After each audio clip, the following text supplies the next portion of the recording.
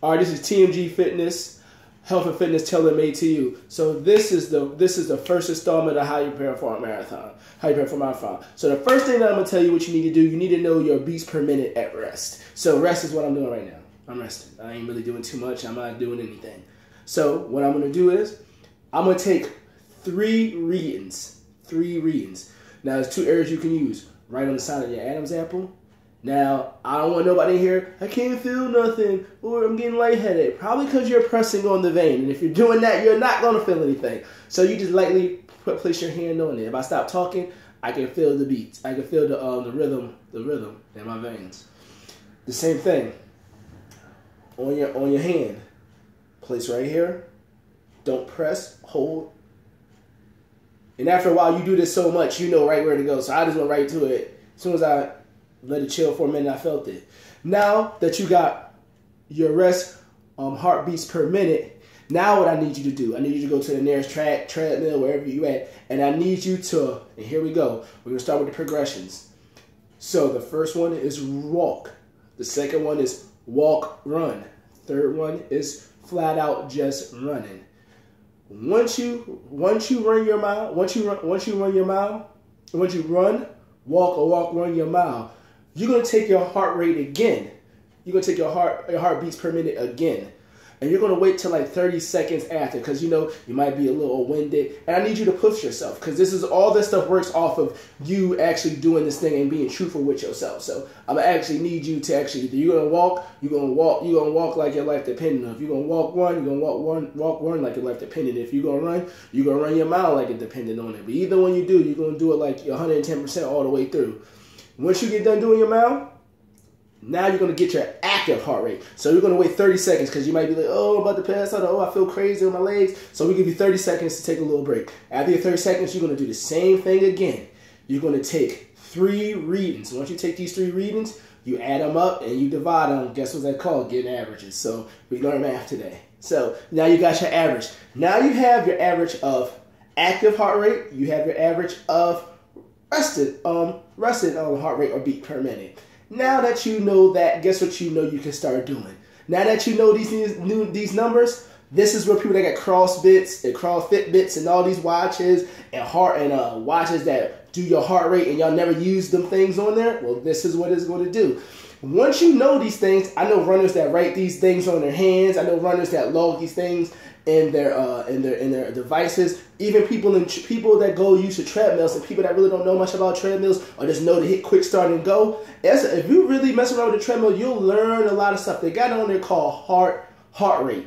And what it is, since you know your rest, and now that you know your active beats per minute, the machine will say, what's your weight? You type it in. What's your size? What's your age? You type it in. Then it's going to ask you this question.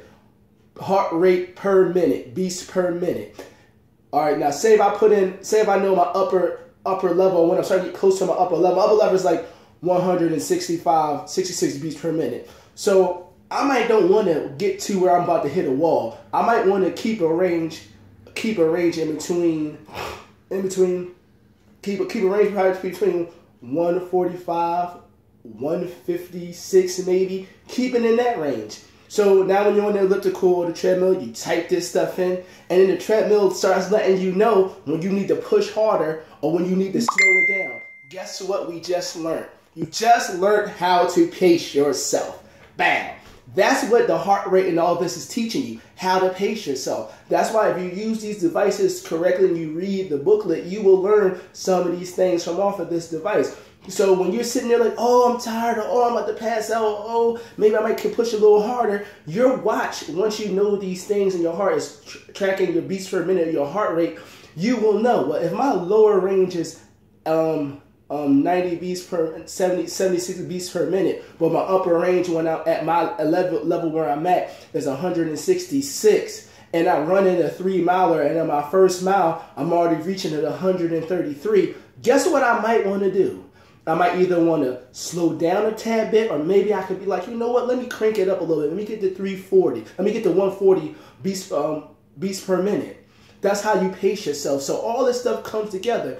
Now, once you got your rest and you got your active beats per minute, now here's when you get into the fun part. Now, a minimum for these next 3 days, well, I'll say 4 days, the next 4 days is a mile a day. Now, if you can do more, do more. Now, why I want you to do a mile a day for the next 4 days, because I want you to learn how to pace yourself and by monitoring your heart rate. So when you see people do triathlons and you see the guy, that's why they came up with all this fancy watches, because if you look back in the day when they did triathlons and marathons, you remember people used to do this? Look at they watch while they running. Well, that's why they came out with all this, to save you from doing that. So if you just do the simple things I told you to do to find out your rest heart rate and your active heart rate, and you learn how to stay between these things during a marathon, guess what? You pacing yourself. See, if your heart rate maxes out at beats per minute, maxes out at 177. So imagine if you ran your first mile and a half and you got your heart up to 177. You ever had that point where you know you can give more, but your body physically says, I won't, feel like you just got stuck in mud and you're not moving? That's what's called hitting the wall. That's why you feel like that, because your body has met its upper level of active beats per minute. Now that you try to push past that, you hit that wall. It's like, I'm moving, but my mind is telling me no, but my mind's telling me yeah, but my body's telling me no. Because you want to do it, but your body's not going to let you, because your body has reached its max beats per minute or heart rate. So this is why I'm telling you this. So what you're going to do, now that you know your rest and you know you're active, you're going to start for the next 4 days, you're going to run a mile a day. Now, if you can do more, do more. Don't ever just say, oh, he said a mile. If you feel like you ran a mile and you like, man, my heart rate ain't even nowhere near where it says I can max out at, go ahead and do another one and see how far you can go until you get, I ain't say get up to the 177. I say probably get like 160, 165 and say, okay, I know around about this pace. All right, so now you're going to pay, I know around about a 8-minute pace, a mile and a half, my heart rate gets to 166. So this is when you learn to pace yourself. So as you start pacing yourself, guess what will start happening? The time it takes you to finish a marathon or finish something will shorten, but the distance will increase. So you just got your first installment on how to learn how to pace yourself. Now, I want you to practice it for the next 4 days, running a mile. If you run. If you walk, do that.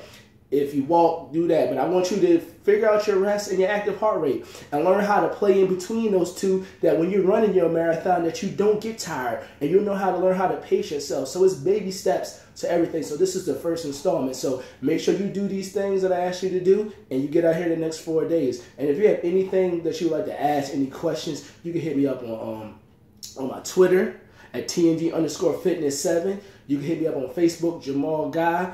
You can hit me up on Instagram. You already know that. And any questions, and let me know anything, because there's things that I don't know, and there's things that you can teach me, and I learn a lot from my clients, and they learn a lot from me. So it's a give and take relationship. So I thank you. And any comments, any questions, tell me how you feel after your 4 days, and let me know. So you got your first installment.